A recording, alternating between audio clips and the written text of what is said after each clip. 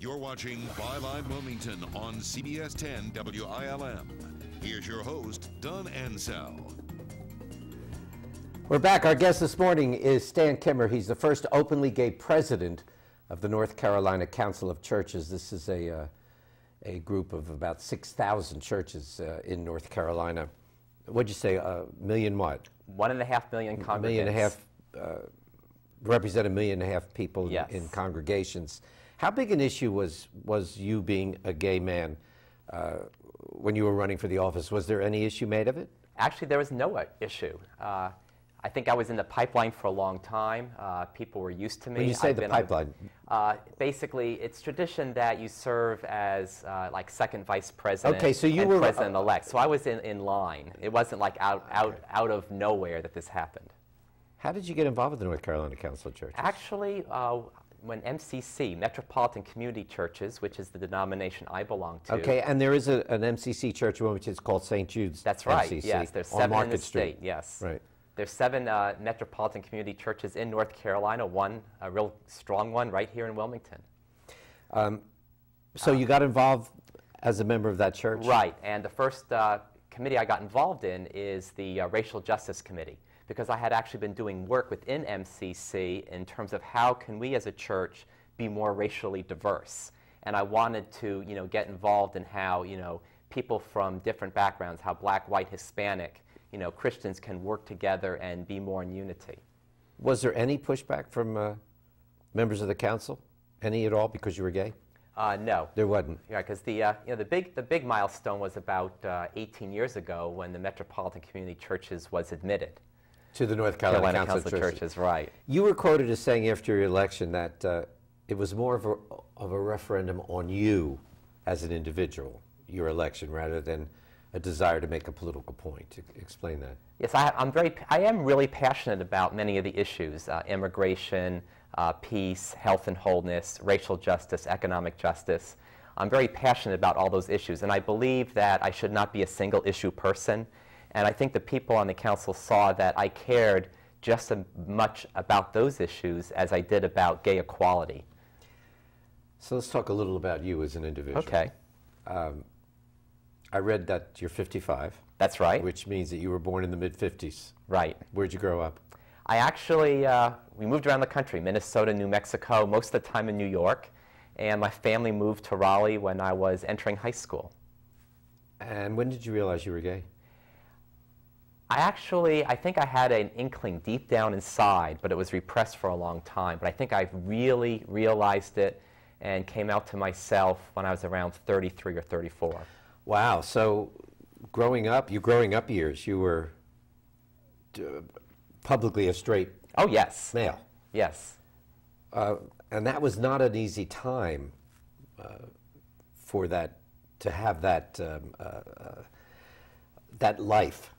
Yeah, and it's a lot different now. Back in, back when I was growing up, you didn't have, Will and Grace on TV, and you didn't have gay characters, and it wasn't out in the open, and you didn't have, gay straight student alliances. Did you struggle with it? Yes, I did internally for a long time. Internally meaning, in your mind, you were like, am I not? How do I do? What do I do? Exactly, and then also, I don't feel this is wrong, but my church is teaching that it's a sin, and how do I reconcile? The church teaches this, but deep in my heart I feel this way, and reconciling those two feelings. Did you date women? Yes. You did. And your family was a pretty typical American family? Oh, yes. You say?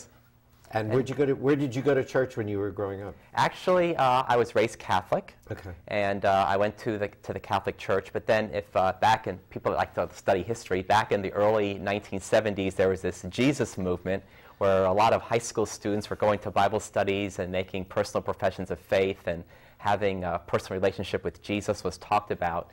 So I went through a conversion experience, a personal conversion experience, when I was in 10th grade.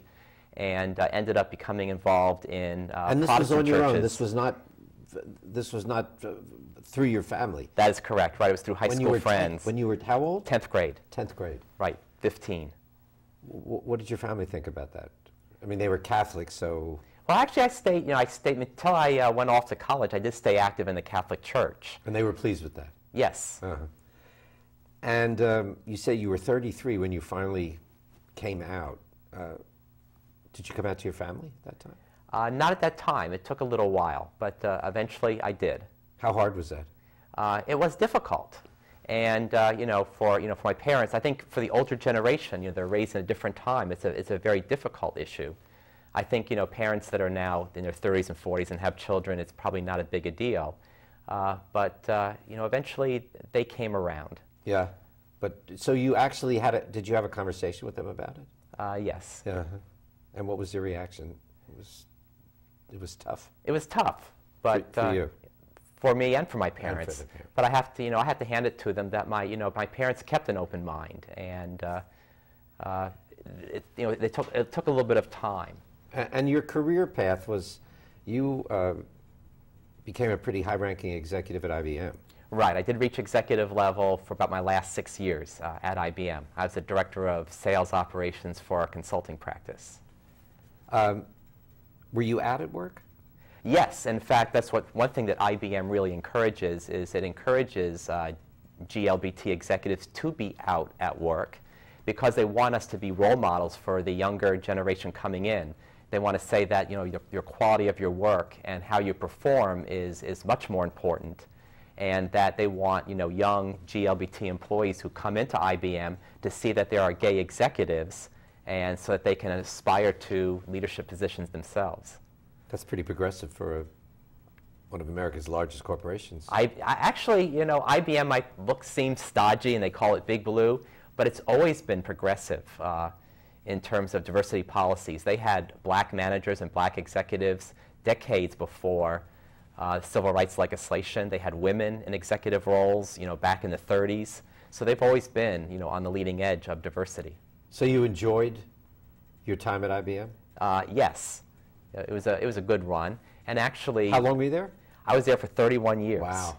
And actually for about 4 years, I was IBM's corporate GLBT diversity manager, which was a really fun role, in terms of helping IBM write the policies, training managers, helping employee network groups form. Give us your take on the recent vote ending Don't Ask, Don't Tell. I think that it is absolutely the right thing to do, and I think it's going to really be a help to our country, because there are a lot of talented people who have a lot to offer to our military who got disqualified, from serving. In terms of the military should want the very best expertise, the very best people to serve in the military, and they shouldn't disqualify people because of their sexual orientation. I'm sure. Has that been an issue that's been discussed at the council? Actually, it has not. No. The council, there's a national council of churches that addresses more the national issues, and we really try to focus on, what are the key issues to the state of North Carolina, and what are issues that the state legislature votes on that we can have an impact on. We're going to take another break. Stay with us. When we come back, we're going to talk about recent revelations about bullying and youth suicides of GLBT youngsters. So stay with us.